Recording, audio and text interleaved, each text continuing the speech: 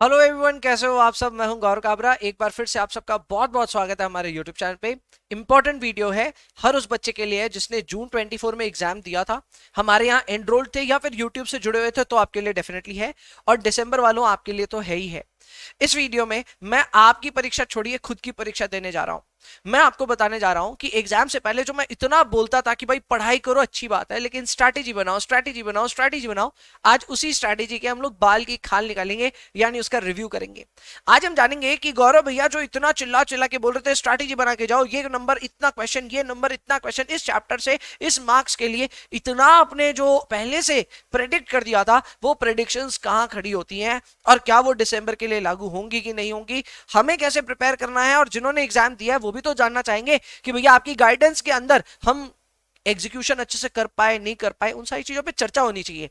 And इसीलिए मैं दो पेपर्स को लेकर के, which is FMBDA MA and FMBDA and MA, इन दोनों पेपर्स को मैं रिव्यू कर रहा हूं आपके सामने। यानी जून 24 में जो एग्जाम पेपर आया और उससे पहले जो जो मैंने गाइडेंस दी थी, वो जरा मिला करके देखें हम कहां फॉल कर रहे हैं, हम कितना अच्छा कर रहे हैं और हम कितना बुरा कर रहे हैं। आइए शुरुआत करते हैं। सबसे पहले मैं आपको बता दूं कि obviously this video is all about ना, all about what, strategy review. तो स्ट्रैटेजी रिव्यू में आपको बता दूं कि मैंने ना बहुत ज्यादा स्ट्रैटेजीज पहले से ही बता दी थी सारे स्टूडेंट्स को। एक मैंने थोड़े टाइम पहले लिया था रिवीजन प्लान वीडियो, ये एग्जाम से लगभग 3 महीने पहले ये सीरीज डाल दी थी मैंने। And it was relevant for cost, FM and MA, तीनों ही पेपर के लिए मैंने डाला था। वैसे फाइनल लेवल एसएफएम के लिए भी डाला था, लेकिन ये रिवीजन प्लान्स मैंने डाल दिए थे पहले ही, तो इसमें कोई शक नहीं करेगा, जाकर के चेक कर सकते हो चैनल पे, ये डाला हुआ था। इसमें मैंने क्लियरली बताया था कि आपको कैसे क्या अटेम्प्ट करना चाहिए, एग्जाम में किस चैप्टर की कितनी वेटेज होगी, and to my great surprise वैसी ही कुछ वेटेज थी। क्लियर। इसके बाद में मैंने आपको यह भी बताया था अभी थोड़े ही दिन पहले 100% सक्सेस स्ट्रैटेजी वीडियो भी मैंने बनाए थे, ये एग्जाम के 1-2 हफ्ते पहले डाले थे मैंने। और इनमें आप बोल सकते हैं कि मैंने एग्जैक्टली बताया था कि कौन कौन से क्वेश्चन को आपको एग्जाम में अटेम्प्ट करना चाहिए और कौन से समय पे करना चाहिए। यानी पहले 30 मिनट में क्या करें, फिर अगले 1 घंटे क्या करें, फिर अगले 1.5 घंटे क्या करें, इन सारी चीजों पर मैंने एडवाइस दी थी आपको। अब उसी एडवाइस को इन दोनों पेपर पे चेक करते हैं कि क्या हम उस एडवाइस के हिसाब से इस पेपर में अच्छा स्कोर कर पाएंगे कि नहीं। तो आइए सबसे पहले पेपर नंबर 11 की बाल की खाल निकाली जाए। ये है एफ एम बीडीए, दो पार्ट्स में आता है, आपको पता ही है। बीडीए 20 मार्क्स का और एफएम बाकी 80 मार्क्स का है। एग्जाम में हालांकि ये जरूरी नहीं है, एग्जाम में आप चाहे तो 95 मार्क्स तक एफएम अटेम्प्ट कर सकते हैं। बीडीए को सिर्फ अगर आप एमसीक्यू तक सीमित रखें तो लगभग 4-5 क्वेश्चन बीडीए से आते हैं, सो आप उसको 10 मार्क्स के लिए और एफएम को 90 मार्क्स तक के लिए तैयार कर सकते हैं। So the breakup is not actually 80-20, it can be left to 90 and 10 respectively. और इस पेपर में लगभग वैसा ही देखने को मिला था, I will show you that. तो मैंने जो एडवाइस दी थी एक बार फटाफट रिव्यू कर लेते हैं। मैंने एडवाइस ये दी थी कि पहले 30 मिनट में आपको एमसीक्यू सॉल्व करने चाहिए और उसमें आपको 30 में से 20 स्कोर कर लेने चाहिए। अच्छा भैया ऐसा बोला था आपने? हाँ जी ऐसा बोला था। फिर मैंने कहा था अगले 90 मिनट में क्वेश्चन नंबर 3, 4 और 7 में ही आपको अटेम्प्ट करना है। भैया ये भी आपने चला के बोल दिया था। हाँ मैंने बोला था एक एवरेज बच्चे को माइंड में रख करके, बट जिन चैप्टर्स का मैं यहां मेंशन कर रहा हूं अगर वो आपके फेवरेट कैटेगरी में नहीं था तो मैंने कहा था आप उसको थोड़ा शफल कर सकते हो। मेरे हिसाब से एक बच्चे को एवरेज में ये सारे चैप्टर्स अच्छे लगते हैं, तो ये चैप्टर्स को मैंने फर्स्ट 90 मिनट्स में या फिर बोल सकते हैं फर्स्ट 2 आवर्स के अंदर इसको अकोमोडेट करा था। मैंने कहा था क्वेश्चन नंबर 3 कर लेना। 3 के दोनों क्वेश्चंस कहा था रेशियो से आएंगे या फिर कंपैरेटिव और वो सब टाइप से आएंगे, तो वो है कि नहीं हमें चेक करना है। क्वेश्चन नंबर 4 को मैंने कहा था कि ये आएगा आपका पहला क्वेश्चन आएगा ए नंबर रेशियो वाले चैप्टर से या फिर कंपैरेटिव वाले चैप्टर से, और सेकंड वाला आएगा कॉस्ट ऑफ कैपिटल से। चेक करना है कि वो आया कि नहीं आया। क्वेश्चन नंबर 7 के लिए भी हम देखेंगे। क्वेश्चन नंबर 7 में मैंने कैपिटल स्ट्रक्चर और डिविडेंड के लिए बोला था इन question number 7A and 7B में हमें बात की थी लेवरेज के लिए, बोला था कि इनसे मिलाकर के क्वेश्चंस आएंगे। फिर नेक्स्ट 60 मिनट जो था उसमें मैंने कहा था कि क्वेश्चन नंबर 5, 2, 6 और 8 में आप चाहें तो दो कोई भी अटेम्प्ट कर सकते हैं। हालांकि मैंने इसके लिए इंटरनल ब्रेकअप भी दिया था। मैंने कहा था 5 और 2 के बीच में भी आप अटेम्प्ट कर सकते हो और 6 और 8 के बीच में भी अटेम्प्ट कर सकते हो, but I give you this liberty कि आप चाहो तो इन चारों में से कोई भी सीक्वेंस में आप क्वेश्चन अटेम्प्ट कर सकते हो। यानी कि 5, 2, 6, 8 में आप चाहो तो 5 और 2 दोनों कर लो या फिर 6 और 8 दोनों कर लो। हमें यह देखना है कि क्या ये एग्जामिनेशन में करने लायक था कि नहीं था। इसके अलावा मैंने यहाँ पे अपनी प्रेडिक्शन रिवीजन प्लान वीडियो में डाला था कि कितना स्कोर आपका आना चाहिए ऑन एन एवरेज एक पेपर में, तो वहां मैंने कहा था भाई 55 के आसपास का स्कोर आना चाहिए। उसका भी मैं आपको ब्रेक समझा देता हूं। भाई उसका ब्रेक कुछ हिसाब से था, ये देखो 56 का मैंने प्रेडिक्शन किया है, तो मेरे हिसाब से 56 तक एक स्टूडेंट का, एवरेज स्टूडेंट का पार स्कोर बनता है। भैया पार स्कोर का मतलब क्या हुआ? पार स्कोर का मतलब यह है कि अगर आपका 56 के आसपास आता है तो आप समझो कि आप ठीक किए हो पेपर में, 56 के ऊपर आता है तो आप अच्छा किए हो, 56 से खराब आता है तो आप खराब किए हो पेपर में। जी हाँ, बहुत बहुत हार्श तरीके से बोल रहा हूं, पर एग्जाम छूट चुके हैं भाई अब पीछे। अब मैं एक वापस टीचर वाला लेवल पे जा सकता हूं। दोस्त और हमदर्द बन के बहुत टाइम रह लिया, अब जरा टीचर की तरह थोड़ा क्रिटिकली बात करते हैं। तो भाई 56 का मैंने कहा था आना चाहिए। इसके लिए 20 नंबर एमसीक्यू के हुए। नेक्स्ट 90 मिनट्स में जो 42 क्वेश्चंस थे उसमें मैंने ये अंदाजा बताया था कि भाई इसमें आप ज्यादा से ज्यादा सवाल बनाने की उम्मीद कर लेना, पर मुझे लगता है कि इसमें 24 नंबर के आसपास स्कोर होना चाहिए था एक बच्चे का। और लास्ट 28 नंबर का जो था उसमें मेरे को 12 नंबर का प्रेडिक्शन था। अब कई बच्चे जिनके पेपर छूट जाते हैं वो सब हो जाता है, उनको सबको अकाउंट में किया गया है। 28 नंबर में सिर्फ 12 नंबर की उम्मीद ली गई है, मतलब हम ये अकाउंट करके चल रहे हैं कि 7 नंबर का आप अगर पेपर में छोड़ भी दिए होंगे पेपर, तो भी आप इतना शायद अटेम्प्ट कर पाएंगे। सो बहुत रीजनेबल एक्सपेक्टेशन के साथ में मैंने 56 मार्क्स के लिए सोचा था फॉर एफएम पेपर, और सारी चीजों को बताया भी था कौन से चैप्टर से आएगा। अब हमें देखना है भैया एग्जाम में पेपर कैसा आया। तो सबसे पहले एफएमबीडीए का जो अपना जून वाला पेपर है, वो जून वाले पेपर में सेक्शन ए की अगर हम बात करें तो यार ये बड़ा आसान था। मैं ऐसे तो एफएमबीडीए का पूरा सजेस्टेड आंसर का वीडियो ऑलरेडी डाल चुका हूं यूट्यूब पे, तो आपने अगर नहीं देखा तो आप देख लेना, बट अदरवाइज मुझे लगता है section A was very good. And एक एवरेज बच्चे के माइंडसेट के हिसाब से अगर मैं बात करूं, 11 क्वेश्चंस यहां पे आपसे राइट होने चाहिए थे। मुझे पता है ऐसे कई बच्चे होंगे जो 11 से कम भी राइट किए होंगे, ऐसे होंगे जो 11 से ज्यादा राइट किए होंगे। यार आप सभी लोग कमेंट में जा करके ना इस बात को जस्टिफाई कर देना कि मैंने जो 11 का काउंट बोला है वो सही है कि नहीं है। मैंने इसमें इस चीज को भी अकाउंट किया है कि कई बच्चे ऐसे होते हैं जो बीडीए इग्नोर करके जाते हैं, एफएम पढ़ करके जाते हैं, उनके भी यहां 11 क्वेश्चंस राइट होने चाहिए थे। So I have accounted for everything. मेरे हिसाब से par score in MCQs was 22 out of 30। अगर आप इस कैटेगरी में फॉलो करते हैं या इससे ज्यादा स्कोर कर पा रहे हैं इन एमसीक्यू कैटेगरी, सजेस्टेड आंसर देख लेना, पता चल जाएगा आप कितने राइट हो कितने रॉन्ग। तो मेरे हिसाब से आपने अच्छा किया होगा एग्जाम। ठीक है, ये था सेक्शन ए का बात। सेक्शन बी की अगर हम बात करें तो सेक्शन बी में जो पहला सवाल था क्वेश्चन नंबर 2, ये मैंने इनडायरेक्टली बोला था कि भैया ये थ्योरी है, आप चाहो तो इसको स्किप कर सकते हो। मैं होता एग्जाम में तो मैं इसको स्किप ही करता भाई, अपने को थ्योरी नहीं करना, हालांकि ये इजी थ्योरी थी, मुश्किल नहीं थी। क्वेश्चन नंबर 3 ए की अगर हम बात करें तो यार ये बच्चा सवाल आया था। This was from ratio analysis. तो जैसा मैंने प्रेडिक्ट किया था ये ठीक रेशियो से ही था, लेकिन बड़ा आसान सवाल था। मेरे हिसाब से यहां 7 में से 7 स्कोर करना चाहिए था आपको। क्वेश्चन नंबर 3 ए के बाद में क्वेश्चन नंबर 3 बी आया। क्वेश्चन नंबर 3 बी की अगर हम बात करें तो ये था कैश फ्लो स्टेटमेंट से, बट यार ये बहुत ज्यादा इजी था। अगेन रेशियो से रिलेटेड चैप्टर्स में से ही था, तो मैं सबको ब्रॉड हेडिंग बोलता हूं रेशियो प्लस, तो ये रेशियो प्लस में से ही था, और रेशियो प्लस में होने के बावजूद this was very very easy. मेरे ख्याल से यहां पे भी 7 में 7 स्कोर करना चाहिए था। भैया 7 में 7 कैश फ्लो में आप खुद बोल रहे हो, अरे हाँ भाई मैं बोल रहा हूं क्योंकि सवाल बहुत आसान था। अब आप पैनिक कर जाओ एग्जाम में, ढंग से नहीं करो अलग बात है, पर अगर आप एग्जीक्यूशन कर रहे हो स्ट्रैटेजी का जैसे बनाया गया था तो ये 7 में 7 आना चाहिए था। ओके भैया, इसके बाद आपने बोला था क्वेश्चन नंबर 4 को भी अटेम्प्ट कर लेना। क्वेश्चन नंबर 4 आया कंपैरेटिव से। अब देखो ऐसे तो मैं कह देता हूं कि कंपैरेटिव जो इनकम स्टेटमेंट है, मैंने कहा था प्रैक्टिस कर लेना, इसके ऊपर मैंने एक अलग से वर्टिकल वीडियो भी बनाया था, यानी एक यूट्यूब शॉर्ट भी बनाया था कि भाई ये क्वेश्चन आपको फ्री के 7 मार्क्स देकर के जाएगा, मैंने कहा था पहले। लेकिन भैया मुझे एग्जामिनेशन में लग रहा है थोड़ी सी चूक हो जाएगी। क्यों? क्योंकि भैया ये जो क्वेश्चन आया कंपैरेटिव इनकम स्टेटमेंट का, ये इंस्टीट्यूट खुद क्लैरिटी के साथ नहीं बनाता है। इंस्टीट्यूट कभी इसको परसेंटेज से बना देता है, कभी चेंज और परसेंटेज चेंज से बनाता है, अलग अलग स्टाइल से बनाता है बेसिकली। कभी कभी कॉमन साइज की तरह बना देता है, कभी कभी कंपैरेटिव से बनाता है। सो नोबडी नोज कि इसका करेक्ट आंसर क्या होगा। इस पे बहुत बहस हुई और सारे स्टूडेंट्स बहुत इधर उधर हो गए। जब मैंने सजेस्टेड आंसर भी ड्रॉप किया तो मैं मानता हूं कि इसमें एक औसतन बच्चे को 0 मिलना चाहिए। भैया 0 ले रहे हो, 1-2 नंबर तो दे दो। नहीं, मैं खुद को 0 ही दे रहा हूं। अगर मैंने जैसा बनाया वैसा इंस्टीट्यूट ने एक्सेप्ट नहीं किया, कोई बात नहीं, 0 मिलेगा तो भी चलेगा, ठीक है। पर मेरे हिसाब से ये भी रेशियो वाले टॉपिक से था। वैसे तो स्कोर करने लायक टॉपिक था ये, लेकिन फॉर सम रीजन क्वेश्चन ही डाइसी है, या फिर इसका जो सोल्यूशन है वो इंस्टीट्यूट खुद ही डाइसी रखता है। तो यार इसमें नंबर मिलेंगे कि नहीं मिलेंगे पता नहीं। ये 7 मार्क्स हमारे को भी नहीं जाते, इंस्टीट्यूट को भी नहीं जाते, ये इवैल्यूएटर के पास जाते हैं, इवैल्यूएटर डिसाइड करेगा, ठीक है। नेक्स्ट आगे हम बढ़ते हैं। इसी का जो सेकेंड पोर्शन था वो था कॉस्ट ऑफ कैपिटल से।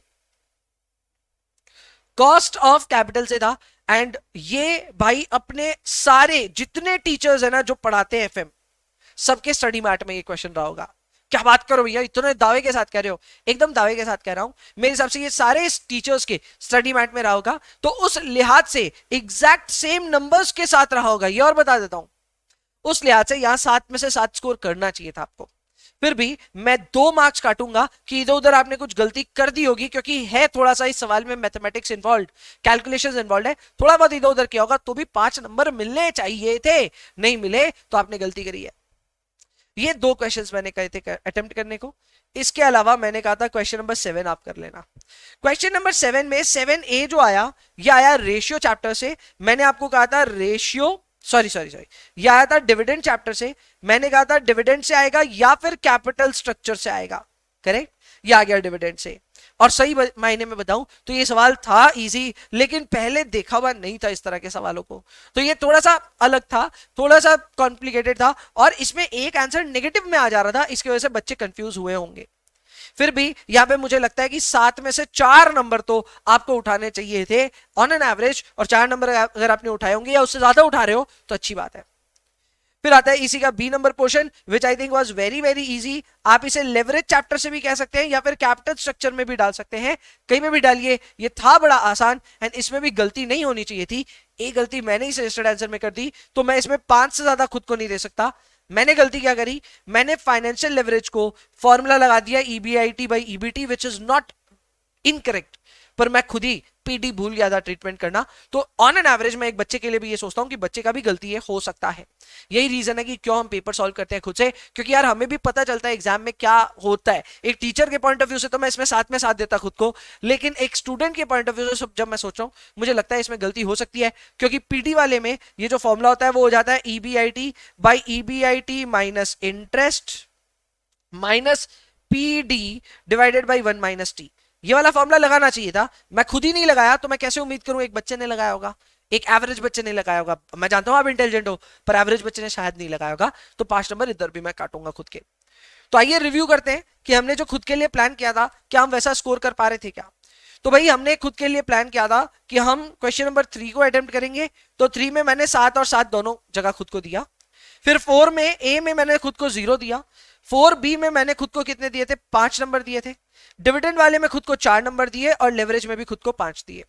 सबको अगर मैं जोड़ूं तो ये कितने नंबर आ रहे हैं, यहां पे हो गए 14, 14 और 18 और 28। क्या बात है, मतलब जहां हमने सोचा था 24 नंबर आएंगे, उससे बेहतर ही हम कर रहे होंगे एग्जाम में, अगर हम एवरेज बेसिस पे इसको अटेम्प्ट किए होंगे तो। और 28 नंबर इन 3 क्वेश्चंस को करने से आना चाहिए था। अब देखो यहां स्ट्रैटेजी का फायदा क्या हुआ। स्ट्रैटेजी का फायदा ये हुआ कि आप एग्जाम में गए तो आपने और कोई क्वेश्चन पे ध्यान ही नहीं दिया भाई, आपने इन 3 क्वेश्चंस को ही किया जो कि बताया गया था आपको कि आपको ऐसे ही करना है। इन तीनों को अटेम्प्ट करने का फायदा ये। अच्छा, मैंने ये कभी नहीं कहा कि इनमें सारे क्वेश्चंस आपसे बन रहे होंगे, अपने भी नहीं बने। 4A में खुद को 0 ग्रांट किया है, बाकी जगह हमने थोड़े थोड़े नंबर भी काटे अपने। तो भाई हम ये नहीं मान रहे कि हमारे पूरे नंबर आएंगे, बट फिर भी हमारा कॉन्फिडेंस इतना हाई था कि ये वाला पोर्शन होना चाहिए था हमसे। हुआ भी है। 24 की जगह अगर 28 आ रहा है एक एवरेज बच्चे का, तो मुझे लगता है यहाँ पे नंबर मिलने चाहिए, और आपको भी मिलने चाहिए। अब कोई बच्चा अगर यहाँ पे ठीक ठाक तैयारी करके यहां तक ठीक किया होगा ना, तो भाई 22 नंबर आपने स्कोर कर दिए एमसीक्यू में, 28 नंबर स्कोर कर दिया आपने इधर अगले 3 क्वेश्चंस में, आपके 50 तो आ ही गए भाई। 50 जिसके आ गए ना, वो एग्जाम में डर में नहीं रहता है, उसका अगला 1 घंटा अच्छा बीतता है। तो उस अगले 1 घंटे में मैंने कहा था क्वेश्चन नंबर 5, 2, 6 और 8 में आपको अटेम्प्ट करना है। मैं क्योंकि थ्योरी के अगेंस्ट ही रहता हूं हमेशा, तो 2 और 8 को एक बार साइड करते हैं। हम देखते हैं एक बच्चा अगर क्वेश्चन नंबर 5 और क्वेश्चन नंबर 6 अटेम्प्ट किया होगा, तो क्या वो 12 नंबर या उससे ज्यादा स्कोर कर पाया होगा क्या। सो question number 5 and question number 6 को रिव्यू करते हैं। तो ये है क्वेश्चन नंबर 5A की अगर मैं बात करूं तो this was from capital budgeting, और कैपिटल बजटिंग हमने कहा था कैपिटल बजटिंग से ही है। सवाल बहुत ज्यादा आसान था, पर इस सवाल में एल्जेब्रा का थोड़ा सा रोल था। हालांकि सवाल मुश्किल नहीं था। सवाल में अगर आप फिक्स कॉस्ट की कंप्यूटेशन करें, अगर आप डेप्रिसिएशन की कंप्यूटेशन करें या कुछ भी करें, सब कुछ बड़े आसानी से हो जा रहा था। The only difference in this question was there was a need of calculation of selling price, जो कि मेरे हिसाब से इसको थोड़ा सा अतरंगी बना रहा था। अब वो कई बच्चे शायद मैनेज ना कर पाए होंगे, तो मैं इसमें 2 से ज्यादा नंबर नहीं दूंगा एक एवरेज बच्चे के लिए। भैया 5 नंबर आप काट ले रहे हो, भैया क्या कर रहे हो। अरे मैं क्या करूं भाई, एल्जेब्रा हर किसी के बस का नहीं है, एक एवरेज बच्चे का शायद नहीं बना होगा ये। तो मैं 2 मार्क्स बैठा करके आगे बढ़ रहा हूं कि कुछ ना कुछ हमने कैलकुलेशंस करी होंगी, उसका पार्ट मार्किंग हमें मिल जाएगा। शायद हम सेलिंग प्राइस तक नहीं पहुंचेंगे, लेकिन हमने फिक्स्ड कॉस्ट वगैरह ठीक से कैलकुलेट किया होगा, 2 नंबर इसका मिलना चाहिए था। फिर आता है क्वेश्चन नंबर 5B। ये भी कैपिटल बजटिंग से था, भैया आपने कैपिटल बजटिंग ही कहा था, वहीं से है। प्लस ऊपर से ये देखा हुआ सवाल था। इस देखे हुए सवाल को अगर आप संयम से बनाते तो इधर 7 में 7 मिलना चाहिए था, बट भैया आप 7 में 7 क्यों नहीं दोगे खुद को? क्योंकि यहां सवाल में पेबैक और डिस्काउंटेड पेबैक से जवाब देना था। कई बच्चे यहां एनपीवी से इस सवाल को बनाए हुए हैं और वो एग्जाम में कंफ्यूज होते कि एनपीवी से ये बनेगा कि नहीं बनेगा, फाइनल कंक्लूजन भी शायद गलत करके आते। तो इधर 5 या फिर 4 ही देना ज्यादा ठीक रहेगा। मेरे हिसाब से यहां 4 नंबर से ज्यादा स्कोर कर पाना इस क्वेश्चन में भी टफ हो जाता। अगेन अगर आप सारी मेथोडोलॉजी ठीक से दिखाते और पेबैक पीरियड और डिस्काउंटेड पेबैक ठीक से कंप्यूट भी कर लेते, 4 नंबर तो मिल जाते। क्वेश्चन नंबर 6A की अगर हम बात करें तो ये था वर्किंग कैपिटल से। मैंने कहा था वर्किंग कैपिटल वाले चैप्टर से आएगा, तो आया वर्किंग कैपिटल से ही, पर मैंने ये नहीं कहा था कि इतना इजी आ जाएगा। This was very easy. इसमें 7 में 7 आपको मिलना चाहिए था। You should have scored 7 out of 7 in this question because this was damn easy। मतलब बहुत ही ज्यादा इजी था, इसमें 7 में 7 आना चाहिए था। सिंपल क्वेश्चन था, मैंने इसका डिस्कशन सजेस्टेड आंसर में किया हो, तो जाकर के वहां से देख सकते हैं आप वीडियो में। और वैसे ही इसका बी नंबर जो पार्ट था, ये था 6 का बी। ये भी वर्किंग कैपिटल के कैश मैनेजमेंट वाले एरिया से था एंड मेरे हिसाब से ये भी काफी ज्यादा इजी था। अगर आपने कॉस्ट अच्छे से पढ़ा हुआ है तो ये वैसा ही सवाल था, मुश्किल एकदम नहीं था। 7 में 7 स्कोर यहां पे भी होना चाहिए था एक एवरेज बच्चे का। तो भैया बेस्ड ऑन दैट आप तो बोल रहे हो कि भैया बहुत तगड़े नंबर मिलेंगे। हाँ जी, मेरे हिसाब से मिलने चाहिए। 2 नंबर पहले सवाल कैपिटल बजटिंग में, अगले के लिए 4 नंबर मैक्सिमम, और यहां पे आपको 7 और 7 दोनों। तो सब मिलाकर के कितने नंबर आ रहे हैं? 20 नंबर आने चाहिए 28 में से when you have attempted this. इसमें से 7 नंबर हम काट लेते हैं कि टाइम मैनेज अगर आप नहीं कर पाए होंगे तो कोई एक क्वेश्चन आपका छूटा होगा। इन दैट केस आप यहां अगर 13 भी स्कोर कर रहे हैं, 13 भी स्कोर कर रहे हैं, तो your score should reach 63 which is well above 56। तो 56 मैंने एग्जाम से पहले एक पार स्कोर रखा था, जो कि पार स्कोर अपग्रेड होकर के 63 हो गया है। यानी इस पेपर में अगर आप 63 के आसपास पहुंच रहे हो विद दिस स्ट्रैटेजी, बिना स्ट्रैटेजी की बात नहीं कर रहा हूं, पर अगर आप स्ट्रैटेजी के साथ यहां पहुंचे हो तो 63 के आसपास आपका एक पार स्कोर बनता है। भैया ये पार स्कोर क्या इससे बेहतर भी हो सकता है? नहीं, इससे बेहतर करने से मैं कहूंगा आपने एग्जाम बहुत अच्छे से दिया है, पर अगर आप 63 के आसपास पहुंचे तो आपने स्ट्रैटेजी ठीक ठाक एग्जीक्यूट कर ली होगी, ये मैं मान करके चल रहा हूं। And this is what my intention was when I started this video. इसी तरह मैनेजमेंट अकाउंटिंग को भी रिव्यू करते हैं। तो भाई मैनेजमेंट अकाउंटिंग को अगर हम रिव्यू करें तो सबसे पहले हमें समझना पड़ेगा कि मैंने यहां क्या क्या कहा था आपको। अगेन इधर मैंने 2 वीडियोस बनाए थे, आपने अगर नहीं देखे होंगे तो अब देख लेना, अभी भी रेलिवेंट है। एक मैंने रिवीजन प्लान बनाया था आपके लिए और एक मैंने बनाया था 100% सक्सेस स्ट्रैटेजी। इसके हिसाब से सेम यही था। मैं यहां पे भी चाहता था कि ऑन एन एवरेज एक बच्चा 50 से 55 के आसपास स्कोर करे, और यहां पे मैं 56 के पार स्कोर के साथ चल रहा हूं एक बार के लिए। सेम गणित है भाई, पहले 90 मिनट में एमसीक्यू करना था, फिर अगले पहले 30 मिनट में एमसीक्यू करना था, फिर अगले 90 मिनट्स में क्वेश्चन नंबर 7, 8 और 2 को अटेम्प्ट करना था। Now this is critical. मैंने यहाँ पे 7, 8 और 2 पहले ही आपको बोल दिया था कि ये तो आप अटेम्प्ट कर ही लेना। इस सवाल में थ्योरी दोनों जगह रेलिवेंट है, मतलब मैंने कहा था आपको कि थ्योरी आप अटेम्प्ट करना, ठीक है ना? तो थ्योरी में भी नंबर हमको बैठाने होंगे। यहाँ पे 24 नंबर हमको लाने थे आउट ऑफ 42। देखते हैं कितने आ सकते थे। क्वेश्चन नंबर 7 के लिए मैंने कहा था कि ये डिविजनल परफॉर्मेंस मेजरमेंट से आएगा, वहीं से आए होंगे ये क्वेश्चंस, तो देख लेंगे। क्वेश्चन नंबर 8 है, मैंने कहा था डिसीजन थ्योरी, और क्वेश्चन नंबर 8 भी और 2 है तो थ्योरी था, और 2 भी था फ्रॉम एक्टिविटी बेस्ड कॉस्टिंग। ये आने चाहिए थे यहां से। अब देखते हैं एग्जाम में क्या आया होगा। सबसे पहले मैनेजमेंट अकाउंटिंग का जून 24 का पेपर है। सेक्शन ए के ऊपर अगर हम बात करें तो भाई यहां मैंने कहा था 20 नंबर आने चाहिए थे 30 में से, जो कि मुझे अभी भी यही लगता है। इस पेपर में, एक्चुअल पेपर में भी रिव्यू किया मैंने, तो मुझे लगता है एक एवरेज बच्चे के 10 क्वेश्चंस राइट होने चाहिए थे आउट ऑफ 15। अगर आपके 10 से ज्यादा राइट हो रहे, बहुत अच्छे बच्चे हो आप, मैं वो मना नहीं कर रहा, पर 10 ऑन एवरेज राइट होने चाहिए थे। सो मेरे हिसाब से यहाँ 20 में से, मतलब 20 का हमारा टारगेट था, तो 20 आना चाहिए था। सो बेस्ड ऑन दैट हमारे रिव्यू में जाकर के मैं लिख दे रहा हूं कि हाँ भैया यहाँ 20 में से 20 हमें मिल रहा है। मतलब ऐसे 30 में से 20 मिल रहा है, पर टारगेट के हिसाब से 20 का टारगेट था, 20 हमें मिल गए। इसके बाद अगर हम बात करें तो नेक्स्ट था सेक्शन बी। सेक्शन बी में मैंने कहा था क्वेश्चन नंबर 2 को एक आम बच्चे को अटेम्प्ट करना चाहिए, जिसका 2A आ भी गया और बहुत ही इजी थ्योरी आया। मैंने अटेम्प्ट करने को कहा था और इस थ्योरी को मैंने थ्योरी जब पढ़ाया था तो उसमें भी बोला था कि भैया ये आप अच्छे से प्रिपेयर कर लेना। मेरे को लगता है एक ऑन एवरेज अच्छे बच्चे ने अच्छे से प्रिपेयर भी किया होगा, अच्छे से लिखा भी होगा और उसको इसमें से 4 मार्क्स मिल जाएंगे। भैया क्या बोल रहे हो, अच्छे से पढ़ा, अच्छे से लिखा और उसमें भी 4 मिल रहा है, अरे बहुत मिल रहा है, थ्योरी में इससे ज्यादा नहीं मिलेगा। 7 में से मैंने 4 ले लिया, बहुत अच्छा मार्क्स मिल गया, खराब नहीं है ये, 2 नहीं बैठाया हूं, समझ रहे हो ना, तो ठीक ही बैठाया। आगे आता है क्वेश्चन नंबर 2B। मेरे हिसाब से यार ये था एक्टिविटी बेस्ड कॉस्टिंग से एंड ये बहुत इजी क्वेश्चन था। कई बच्चे क्लेम कर रहे हैं कि यार हमारा ये थोड़ा खराब गया, हम मिस कर दिए। सच बताऊं तो नहीं करना चाहिए था, ये 7 में 7 स्कोर करने लायक पेपर था, मतलब क्वेश्चन तो था।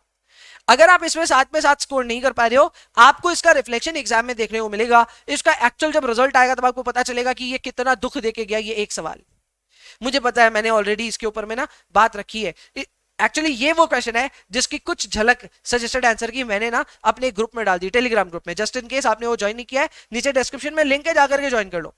मैंने वहां अपने सॉल्यूशन को ना डाल दिया। अभी तक इसका सजेस्टेड आंसर मैंने डाला नहीं है, पर वो डाला और इस पे बहुत ज्यादा रिव्यू हुआ। बहुत सारे बच्चों ने बोला अरे हमारा रॉन्ग हो गया, ये हो गया, वो गया। तो मुझे लगता है यहाँ पे 7 नंबर से कम ही आएगा एक एवरेज बच्चे का, पर मेरे हिसाब से 7 नंबर मैं लेकर के आता, या अगर एक एवरेज बच्चा भी होता तो लेके आता। गलती नहीं होती यहां अगर इसको पहले अटेम्प्ट करते तो। सर ये और कंडीशन है क्या? अरे हाँ, मैंने कहा था पहले 90 मिनट में, मतलब एमसीक्यू के जस्ट बाद आप ये अटेम्प्ट कर लेना। अगर आपने किया होगा ना उस समय, तब ये बना होगा। अगर आपने इधर उधर निकल गए होंगे ना तो ये नहीं बना होगा, पक्की बात है। क्या बोल रहे हो भैया? हाँ एकदम पक्की बात है। तो भाई ये 7 नंबर मिलेंगे और ये स्ट्रैटेजी की वजह से ही मिलेंगे। अगर आप स्ट्रैटेजी फॉलो नहीं किए होंगे तो यहां नंबर कटे होंगे। एनीवेज 2 का हमारा सक्सेसफुली हो गया, 2 में 4 और 7 हमें मिल रहे हैं। इसके बाद मैंने कहा था क्वेश्चन नंबर कौन सा, 7 और 8। तो इसके बाद कहा था हमारा क्वेश्चन नंबर 7 और 8। तो आइए देखते हैं 7 और 8 में क्या चीज हमारा इंतजार कर रहा है। क्वेश्चन नंबर 7, क्वेश्चन नंबर 7 में मैंने कहा था कि ये सवाल आएगा आपका डीपीएम से, यानी डिविजनल परफॉर्मेंस मेजरमेंट से। ये सवाल आया भी किस पे? ईवीए पे। एंड सच बताऊं बच्चा लोग, ये बहुत ज्यादा आसान सवाल था। This was very easy and इसमें स्कोर करना चाहिए था। थोड़ा बहुत मार्जिनल कॉस्टिंग का एप्लीकेशन था बट उतना मैनेजेबल था। मेरे को लगता है यहां 7 में 7 स्कोर करना चाहिए था। A sane student who has done really well, अभी तक स्ट्रैटेजी फॉलो किया, नंबर बढ़ते जा रहे हैं उसके। हम 20 स्कोर किए एमसीक्यू में और उसके बाद 11 स्कोर कर चुके हैं। तो अगर कोई 31 ऑलरेडी स्कोर कर चुका है इन लास्ट 1 आवर के आसपास, तो यहां पे भैया आपको मिलने चाहिए थे 7 में 7। बहुत माहौल पे फर्क पड़ता है, बहुत आपके सीक्वेंस पे फर्क पड़ता है, मैं मानता हूं, पर सीक्वेंस अगर ठीक से फॉलो किया होगा तो मेरे हिसाब से यहां आपको मिलने चाहिए थे पूरे 7 नंबर। और 31 का जो सफर है वो 38 तक पहुंच गया, 38 मार्क्स तक हम पहुंच गए। इसी का जो बी नंबर पोर्शन था, वो बी नंबर पोर्शन भी अपना अगेन डिविजनल परफॉर्मेंस मेजरमेंट से ही था, correct. So it was also from divisional performance measurement, not exactly actually learning curve से था ये, करेक्ट, पर फिर भी ये बनना चाहिए था। नॉट एग्जैक्टली फ्रॉम डीपीएम, ये लर्निंग कर्व से था, लेकिन ये बनना चाहिए था। सवाल बड़ा आसान था, अगर आपने गौर करके ठीक से बनाया होगा तो इसमें भी 7 में 7 स्कोर कर सकते थे। इजी क्वेश्चन था, मुश्किल नहीं था, क्लियर। तो यहां 7 में 7 स्कोर करने चाहिए थे। मैं लास्ट में स्केल डाउन कर दूंगा अपने रिजल्ट को, लेकिन फिर भी मेरे हिसाब से जो राइट है मैं बताऊंगा वो होना चाहिए था। उसके ऊपर ये सवाल इतना ज्यादा अच्छा इसलिए था क्योंकि यहां जो इंफॉर्मेशन दी थी उन्होंने, उसके हिसाब से आपको लॉग और एंटी लॉग करने की जरूरत ही नहीं थी सवाल में। क्या बोल रहे हो भैया? हाँ जी, क्योंकि लॉग एंटी लॉग करने में थोड़ा सा गलती हो सकता है, पर यहां लॉग एंटी लॉग नहीं करना था। That given you all the information here. ये बहुत काम की इंफॉर्मेशन थी, बनने लायक सवाल था, 7 में 7 लाने लायक सवाल था। फिर मैंने कहा था क्वेश्चन नंबर 8 भी बना लेना। क्वेश्चन नंबर 8 का जो डिसीजन थ्योरी मैंने कहा था इससे आएगा सवाल, यार आया तो वहीं से, आया तो वहीं से, पर यह सवाल जिस हिसाब से स्ट्रक्चर्ड है कई बच्चों को यह पल्ले नहीं पड़ा होगा। बहुत बहुत मतलब मेरे लिए भी शॉकर है कि इतना गंदा तरीके से फ्रेम कैसे हो सकता है सवाल, पर ये यार गंदी तरीके से फ्रेम था। इधर बहुत अच्छे से नहीं लिखा हुआ था सवाल, तो मेरे को ऐसा लगता है कई बच्चे इधर डायग्राम बनाने में कुछ ना कुछ गलती किए होंगे, और अगर आपने डायग्राम में ही कुछ ना कुछ गलती की है तो सवाल में तगड़े नंबर कटे होंगे। मैं यहां 0 दे करके आगे बढ़ रहा हूं। भैया क्यों ऐसा बोल रहे हो? अभी सजेस्टेड वीडियो आएगा ना तब आप देख लेना। सजेस्टेड वीडियो में मैंने ये बताना है कि ये कैसे सॉल्व होगा, एंड सॉल्व करके जब बताऊंगा तो आपको खुद को समझ में आएगा कि नहीं ये हमने गलती की है, यहां पे हमने गलती की है। तो ये थोड़ा सा था, ट्रिकी था, एंड मेरे हिसाब से यहाँ 8A में हो सकता है कईयों को नंबर ना मिले, इसलिए मैंने 0 अवॉर्ड कर दिया। इसके अलावा 8 भी मैंने कहा था कि भैया थ्योरी से आएगा और अटेम्प्ट करना है। रिस्पॉन्सिबिलिटी सेंटर एक बहुत इंपॉर्टेंट थ्योरी का एरिया था और इसमें वेरियस टाइप्स को डिस्कस करना था। 4 टाइप्स के होते हैं यार, बहुत आसान था, इन चारों को डिस्कस करना था। मेरे हिसाब से ये भी बनने लायक सवाल था। 7 में से 4 यहां पे मिलते हैं आपको। सो बेस्ड ऑन दिस मेरे हिसाब से यहां हम कितने स्कोर किए, 7 + 7 + 4, करेक्ट। सो यहां आने चाहिए थे हमारे नंबर 7 + 7 + 0 + 4। अच्छा यहां पे 4 है, सॉरी यहां 4 है,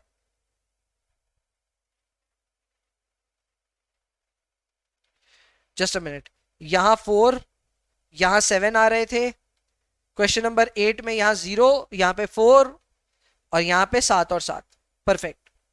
ये हमारे नंबर कुछ इस तरह से आने चाहिए थे जितना हमने सोचा था उस हिसाब से।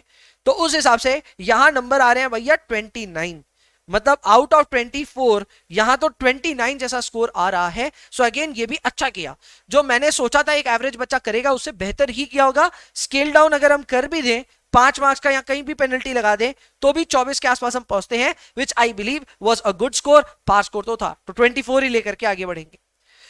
एक एवरेज बच्चे ने 20 नंबर स्कोर किए होंगे एमसीक्यू में, करना चाहिए होगा, और बाकी स्कोर किया होगा 24 मार्क्स। यहां पे टोटल मिलाकर के कितना हुआ, 44 मार्क्स। फिर लास्ट में मैंने कहा था 60 मिनट जो लास्ट के मिलेंगे उसमें क्वेश्चन नंबर 6, 3, 4 और 5 आप अटेम्प्ट कर सकते हैं। आपको पता ही है कि मेरी चॉइस में क्वेश्चन नंबर 3 और क्वेश्चन नंबर 5 नहीं था, तो मैं चाहता था कि 14-14 नंबर के जो क्वेश्चंस हैं उनको आप अवॉइड करें, और अगर आपने किया होगा तो आपने क्वेश्चन नंबर 6 और 4 अटेम्प्ट किया होगा। आइए देखते हैं इसका क्या भाग्य रहा होगा हमारा। So question number 4 and then question number 6। पहले 4 की बात करते हैं। 4 was from marginal, मैंने भी कहा था मार्जिनल से आएगा, एंड यार ये बहुत इजी क्वेश्चन आया, this came straight away from the math. इधर 7 में 7 स्कोर अगर आपने नहीं किया तो आपने मिस आउट किया अपॉर्चुनिटी को। This was dam dam dam easy. फिर आते हैं क्वेश्चन नंबर बी में। इसी के बी वाले पोर्शन में अगर हम आए तो ये सवाल भी था तो बड़ा ही इजी, मुश्किल नहीं था, बट कई सब पार्ट्स में इसको बनाना था, थोड़ा सा अतरंगी हो रहा था, थोड़ा सा मेहनती हो रहा था, एंड मेरे हिसाब से यहां बच्चे ऑन एन एवरेज खराब ही किए होंगे। क्यों भैया, यहां पे यार थोड़ा सा एफर्ट था एक दो जगहों पे, आपने अगर वो ठीक से कर लिया मैनेज तो नंबर मिलेंगे, नहीं तो नहीं भी मिल सकते। मैं 0 अवॉर्ड करके जा रहा हूं भैया, पूरा 0 दे रहे हो? हाँ 0 दे रहा हूं क्योंकि मुझे ऐसा लगता है ऑन एन एवरेज ये थोड़ा सा कॉम्प्लेक्स हो गया था, 7 नंबर लायक ये था भी नहीं। इससे पहले भी ये सीएमए के एग्जाम्स में पूछा गया है और तब ये 10 नंबर के लिए पूछा गया था। अब 10 नंबर के क्वेश्चन को रैप कर दिया गया 7 नंबर के लिए, ज्यादती हो गई। क्वेश्चन बड़ा था एंड मेरे हिसाब से बहुत सारी कैलकुलेशन जहां इन्वॉल्व होती है वहां गलती होने के चांस होते हैं। मैं 0 देकर के आगे बढ़ रहा हूं खुद को। इसके बाद क्वेश्चन नंबर 5 मैंने कहा था स्किप कर देना, मेरे ख्याल से किया भी होगा कई बच्चों ने। क्वेश्चन नंबर 6 मैंने कहा था अटेम्प्ट जरूर करिएगा। अब क्वेश्चन नंबर 6 में बच्चे यार इसके लिए भी मेरे को बोल रहे हैं, इसके लिए भी बोल रहे थे कि भैया ये क्वेश्चन नंबर 6 जो था ये यार इसमें थोड़ी प्रॉब्लम हो गई, ये हमसे बना नहीं, याद नहीं आया। भाई अब मैं क्या बोलूं, अपनी स्टडी मैट से स्ट्रेट अवे एग्जैक्ट नंबर के साथ अगर कोई क्वेश्चन आ जाए और आप उसको भी नहीं कर पाओ तो फिर मैं क्या बोलूं। मेरे हिसाब से एक बच्चे का 7 में 7 आने का अपॉर्चुनिटी था, अपनी मैट का सवाल एग्जैक्ट सेम नंबर्स के साथ, गलती होने का चांस ही नहीं था। 7 में 7 आना चाहिए था, नहीं आ रहा है तो कहीं गलती है। क्लास में भी इतना अच्छे से डिस्कस किया हुआ ये सवाल था। एंड फिर आते हैं अपने क्वेश्चन नंबर बी में। अरे भाई गजब, मतलब ये प्रोडक्शन बजट और परचेज बजट पे सवाल था एंड ये करा हुआ सवाल था, मतलब बहुत इजी क्वेश्चन था, मेरे ख्याल से मुश्किल क्वेश्चन नहीं था। थोड़ा बहुत न्यूमेरिकल एरर आप कर सकते हैं, पर न्यूमेरिकल एरर अगर आपने किया होगा तो आपकी कहानी या तो 0 पे फिनिश होगी या तो 7 पे फिनिश होगी। बीच का स्कोर 2-3 किसी को दे दे कोई ग्रेस मार्क अलग बात है, बट गलती होगी तो एकदम शुरुआत में हो जाएगी और अगर सही गया तो एकदम लास्ट तक सही जाएगा। ये वो सवाल था। तो इस क्वेश्चन में भी मैं समझ नहीं पा रहा कि मैं खुद को कितना रिवॉर्ड करूं, पर क्योंकि ये हमारे स्टडी मैट में सिमिलर क्वेश्चन ऐसा था, इनफैक्ट हमारे मैट में तो और हार्डर ही क्वेश्चन था, ये उससे इजी आया, तो मैं खुद को यहाँ पे 5 नंबर का रिवॉर्ड दे करके जाना चाहूंगा। मैं खुद को जब बोलता हूं तो मैं एक एवरेज बच्चे के लिए सोच रहा हूं और मुझे लगता है एक एवरेज बच्चे का यहाँ पे 5 नंबर आना चाहिए था। सो बेस्ड ऑन दैट यहां पे हम लोग स्कोर कर रहे हैं 7 + 0 + 7 + 5, 7075। तो ये हो गया जी 7075। Clear? So based on that यहां पे हमारे पास नंबर आ रहे हैं 19 आउट ऑफ 28, 19 आउट ऑफ 28 हम यहां स्कोर कर रहे होंगे, जहां डिसाइडेड था इनिशियली खुद के लिए कितना 12। मैं एक जगह ऑलरेडी स्केल डाउन कर चुका हूं, तो और फर्दर स्केल डाउन नहीं कर रहा हूं। सो अभी तक के हिसाब से भी अगर हम चले तो यार इस पेपर का फिर पार स्कोर क्या निकल करके आता है, वो आता है 24, 44, 44 + 19, 63। सो इधर का जो पार स्कोर निकल करके आता है वो आता है 63। यानी मैनेजमेंट अकाउंटिंग जैसे टफ पेपर में भी अगर आपने स्ट्रैटेजी फॉलो की होगी तो 63 के आसपास के नंबर मिलने चाहिए थे। अब इसमें ±5, 10 जितने आपको करने अपनी श्रद्धा से कर लीजिएगा, पर मेरे हिसाब से इतना स्कोर होना चाहिए था। तो भैया इसका टेक अवे क्या है? आपने इतना अगर वीडियो में यहां तक बने हुए हो तो टेक अवे तो लेके जाओ ना यार। टेक अवे बच्चा यही है, नंबर 1 कॉन्सेप्ट्स जरूरी है, कॉन्सेप्ट्स जरूरी है, मैं मानता हूं। नंबर 2 स्ट्रैटेजी भी जरूरी है। स्ट्रैटेजी ही फर्क डाल देता है 70% बच्चों में और 30% बच्चों में। 70% वो बच्चे होते हैं जिन्होंने कोई स्ट्रैटेजी ही नहीं बनाई, ये क्लूलेस है एग्जाम में, इनमें से ही 60% बच्चे फेल हो जाते हैं। मतलब इन 70 में से 60% बच्चे फेल हो जाते हैं क्योंकि उनको कोई क्लू ही नहीं है एग्जाम कैसा आएगा। ये 30% है जिनको स्ट्रैटेजी पता है, उस स्ट्रैटेजी को पता होने के बावजूद इनमें से भी एग्जीक्यूशन शायद 10% बच्चे ठीक से कर पाते हैं, 20% एग्जीक्यूट नहीं कर पाते। 10% भी अगर यहां ठीक करते हैं तो आप क्यों नहीं इधर फॉल कर सकते हो। मतलब अगर आपको आने वाले कोई भी एग्जाम्स में अच्छा करना है तो यार ये बात ध्यान रखना कि आपके लिए एक स्ट्रैटेजी होनी चाहिए। जो भी आपकी फैकल्टी है पढ़ा रहे हैं अच्छी बात है, पर पढ़ाने के साथ अगर स्ट्रैटेजी नहीं बना रहे तो नहीं चलेगा। एक स्ट्रैटेजी होनी चाहिए और फिर उस स्ट्रैटेजी को आपको इतना प्रैक्टिस करके खुद को इस तरीके का बनाना है कि आप एग्जाम में उसको ना ढंग से एग्जीक्यूट कर पाओ। अगर आप इसको ढंग से एग्जीक्यूट कर लोगे you will be amongst top 10% in the examination, and top 10% पे हर कोई एग्जाम पास करेगा। तो एग्जाम पास करने का एकदम गुरु मंत्र यही है कि regardless of what ever your paper में बी, स्ट्रैटेजी हर एक पेपर की होनी चाहिए और उस स्ट्रैटेजी को ढंग से आप एग्जाम में एग्जीक्यूट भी कर पाए, ये भी जरूरी है। बात बाकी आज के मेरे इस वीडियो का ऑब्जेक्टिव यही था कि भाई मैं जो इतना चीख चिल्ला के बोलता हूं strategy is important, strategy is important, मैंने ये एस्टैब्लिश कर दिया कि strategy is damn important, and strategy को एग्जाम से पहले बोल दिया था ताकि एग्जामिनेशन जब हो जाए ना तो मैं गर्व के साथ ये कह सकूं कि देखो स्ट्रैटेजी के अधीन पेपर आता है। और अगर आपने ये प्लान किया होगा तो इस तरह से पेपर ठीक ठाक गया भी होगा। So that is it, I rest my case to you. बात बाकी आपको हमारे स्ट्रैटेजीज की वजह से फायदा हुआ कि नहीं हुआ कमेंट में डाल देना। आप कमेंट में अपने जितने अच्छे रिव्यूज लिखोगे, खराब भी लिख सकते हो, पर जितने अच्छे रिव्यूज लिखोगे मेरे ख्याल से खुद को भी प्रेरणा मिलेगी। और जो बच्चे हमारे स्ट्रैटेजीज को देख करके भी सोचते हैं यार कि आएगी नहीं आएगी पता नहीं, उनको थोड़ा सा ना एक वो मिलेगा, बूस्ट मिलेगा कि नहीं यार गौरव भैया की स्ट्रैटेजी है, फॉलो जरूर करना चाहिए। सो दैट बीइंग सेड अभी मैं आपसे सबसे इजाजत चाहता हूं, जल्द मिलेंगे और नए नए वीडियोस के लिए मिलेंगे। चैनल पे जुड़े रहिएगा, हर दिन ही लगभग कुछ ना कुछ धमाका होगा आपके लिए, तो बस बने रहिए चैनल पे और नया नया ज्ञान बटोरते जाइए। चलो तब तक के लिए enjoy yourselves please, and please पढ़ाई करते रहिए।